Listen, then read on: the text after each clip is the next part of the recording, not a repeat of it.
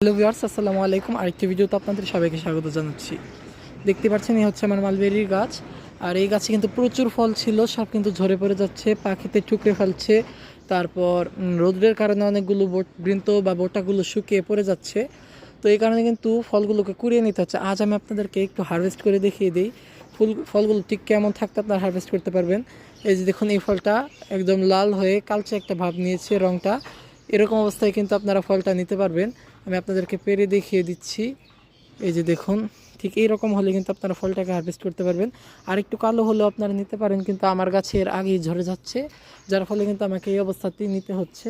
আর আমি কিন্তু আর বেশি কোনো হারভেস্ট করব না, কারণ আর কয়েকটা ফলই আছে গাছে, বাকিগুলো কিন্তু একদম ঝরে গেছে রৌদ্রের তাপে। যদি আমাদের দেশটা আরেকটু শীতপ্রধান হতো এবং আবহাওয়াটা আরেকটু অনুকূলে থাকতো, তাহলে কিন্তু ফলগুলো আরেকটু পেকে বা পরিপক্ক হয়ে পরেই পড়তো। কিন্তু এর আগে ঝরে যাচ্ছে বিধায় আমি কিন্তু ফলগুলো হারভেস্ট করে নিতে হলো। তো এই ছিল আমার আজকের ভিডিও। ধন্যবাদ সবাইকে। আসসালামু আলাইকুম।